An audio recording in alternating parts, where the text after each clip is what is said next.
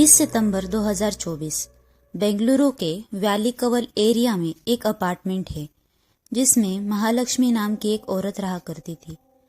कुछ दिनों से अपार्टमेंट के आसपास बहुत ही गंदी बदबू आ रही थी, लेकिन उस दिन बदबू इतनी तेज थी कि लोगों का ध्यान उसकी तरफ खींच रहा था।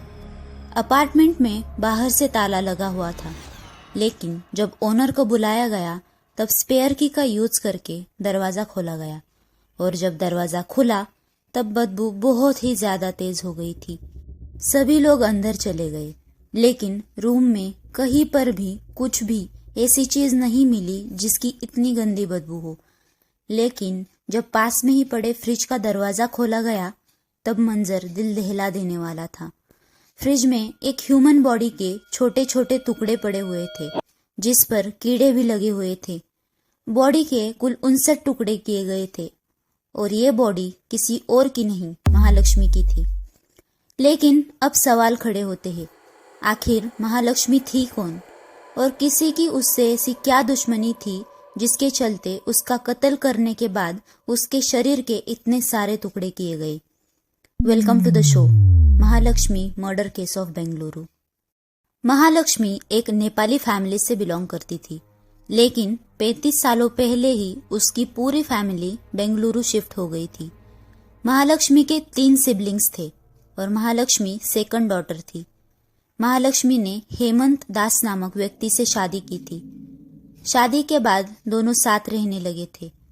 दोनों की एक 4 साल की बच्ची भी थी, लेकिन शादी के 6 साल बाद दोनों ने अक्टूबर 2023 में तलाक ले लिया था। तलाक के बाद बेटी फादर के साथ मतलब हेमंत के साथ रहती थी। कुछ दिनों के लिए महालक्ष्मी अपनी माँ के साथ रहने लगी थी। जैसे हमने शुरू में देखा था, महालक्ष्मी की पूरी फैमिली बैंगलोर में ही रहती थी। महालक्ष्मी की माँ उनके तलाक की वजह जानना चाहती थी। दरअसल शादी के बाद महालक्ष्मी एक ब्यूटी शॉप में काम करती थी, जहाँ पर उसके कुछ मेल कोवर्कर्स भी थे। हेमंत को शक था कि महालक्ष्मी का अपने कोवर्कर अशरफ के साथ अफेयर चल रहा है। अशरफ उत्तराखंड का रहने वाला था, जो कि नौकरी के लिए बैंगलोर आया था। हेमंत को अप्रैल में 2023 के बीच महालक्ष्मी के अफेयर के बारे में पता चला और अक्टूबर 2023 में दोनों ने डिवोर्स ले लिया और महालक्ष्मी अपने माँ के घर रहने चली गई। लेकिन कुछ दिनों बाद ही महालक्ष्मी ने अपने माँ का घर भी छोड़ दिया और वो वैली कवल एरिया में एक रेंटेड अपार्टमेंट में रहने लगी। महालक्ष्मी के पड़ोसी बताते हैं कि वो किसी से ज्यादा बात नहीं करती थी। इनफैक्ट उसके पड़ोसी भी उसे ज्यादा जानते नहीं थे। शायद वो काम से लेट आती थी और संडेज को भी वो घूमने जाती थी या फिर घर के अंदर ही रहती थी। इन शॉर्ट, उसके पड़ोसियों ने उसे बहुत ही कम बार देखा था और उसके बारे में बहुत कुछ जानते भी नहीं थे।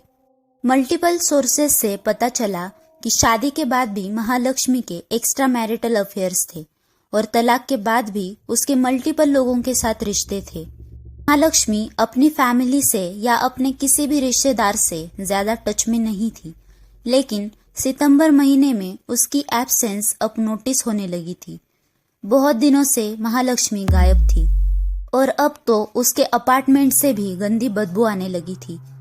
आसपास के लोगों ने अपार्टमेंट के मालिक को कांटेक्ट किया, लेकिन ओनर के पास घर की कोई भी चाबी नहीं थी।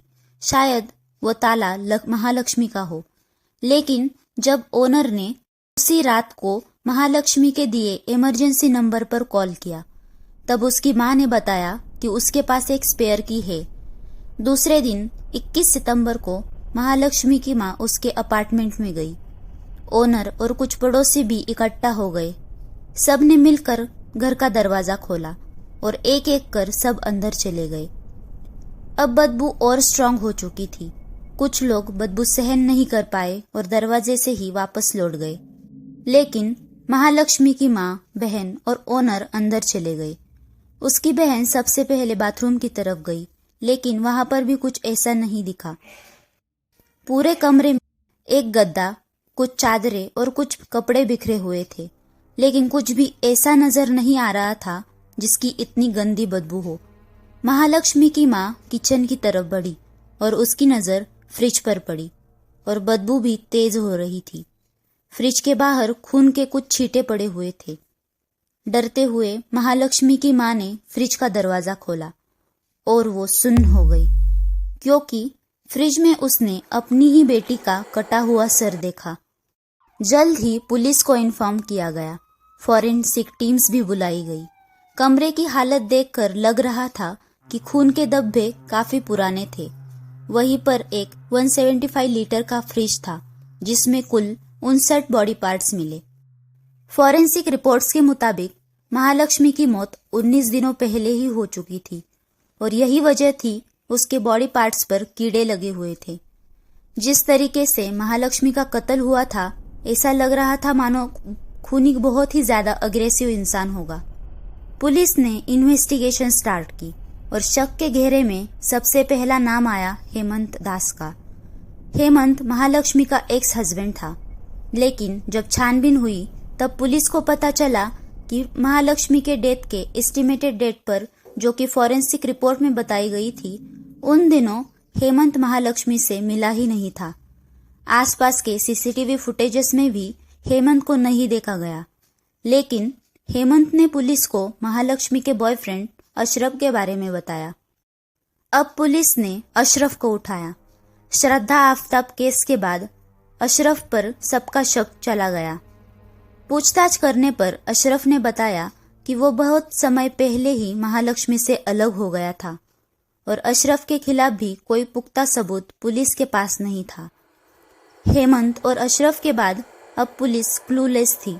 जो दो प्राइम सस्पेक्ट थे, दोनों का भी इस केस पर कोई कनेक्शन नजर नहीं आ रहा था। पुलिस के पास अब कोई भी रास्ता नहीं था, इसलिए उन्होंने केस को फिर से नए सिरे से टटोलना शुरू किया। महालक्ष्मी के वर्क प्लेस से हर एक इंसान को पूछताछ के लिए बुलाया गया। सभी लोग पूछताछ के लिए पुलिस स्टेशन आ रहे थे, लेकिन बस एक इंसान था जो पुलिस के बुलाने पर भी नहीं आया। उसका नाम था मुक्ति रंजन रॉय। महालक्ष्मी के घर के आसपास के सीसीटीवी जब देखे जा रहे थे, उसमें भी एक शख्स की मौजूदगी नोटिस की जा रही थी और वो इंसान कोई और नहीं, मुक्ति ही था।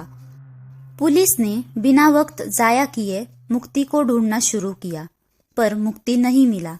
लेकिन पुलिस को पता चला कि मुक्ति का एक भाई है, स्मृति रंजन रॉय। पुलिस ने स्मृति से पूछताछ शुरू की। शुरू में स्मृति स्टेटमेंट्स बदल रहा था और पुलिस को गुमराह करने की कोशिश कर रहा था, लेकिन जब पुलिस ने थोड़ी सख्ती दिखाई तो स्मृति ने सारी सच्चाई पुलिस को बताई। स्मृति ने बताया कि उसके भाई मुक्ति ने ही महालक्ष्मी का खून किया है और इस वक्त वो कर्नाटक छोड़कर जा चुका था। पुलिस ने जब उसे ढूंढने की कोशिश की तब उसका लोकेशन उड़ीसा में दिखा रहा था, लेकिन जब तक पुलिस वहां पहुंची तब तक बहुत देर हो चुकी थी। 25 सितंबर को मुक्ति ने सुसाइड कर लिया था। पुलिस को मुक्ति के पास से एक नोट भी मिला। मुक्ति ने अपने सुसाइड नोट में सारी सच्चाई बयां की थी। मुक्ति के सुसाइड नोट से पता चला कि महालक्ष्मी बहुत ही गुस्सेल और मनी माइंडेड लड़की थी। वो हमेशा मुक्ति से पैसों की डिमांड करती थी। मुक्ति की मां ने भी बताया, मुक्ति अपने सैलरी से ज्यादातर पैसे महालक्ष्मी पर खर्च कर देता था। मुक्ति और महालक्ष्मी पिछले 6 महीने से रिलेशनशिप में थे। महालक्ष्मी मुक्ति से शादी करना चाहती थी, लेकिन मुक्ति महालक्ष्मी के पास्ट के बारे में जानता था। उसे पता था कि महालक्ष्मी के मल्टीपल अफेयर्स थे और इसी कारण दोनों में झगड़े होते थे।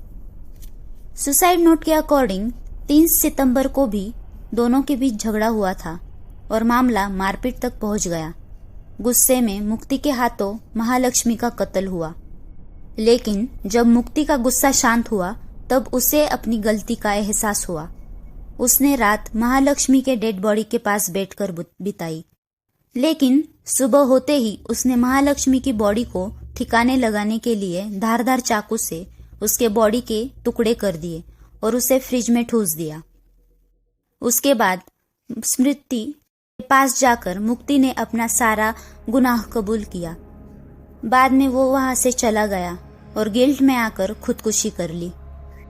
मुक्ति की मौत के साथ कायदे से महालक्ष्मी के कत्ल का केस अब लगभग क्लोज हो चुका है, लेकिन अब भी ऐसे कई सवाल रह गए हैं जिनका जवाब अब शायद ही कभी मिले।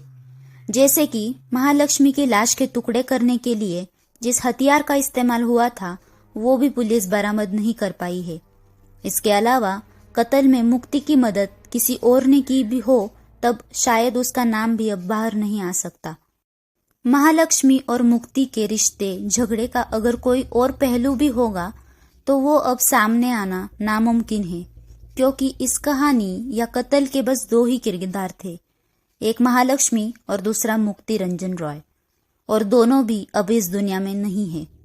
आपका इस सब पर क्या ख्याल है कमेंट सेक्शन में जरूर बताएं और ऐसे ही और केस स्टडीज जानने के लिए चैनल को सब्सक्राइब जरूर करें।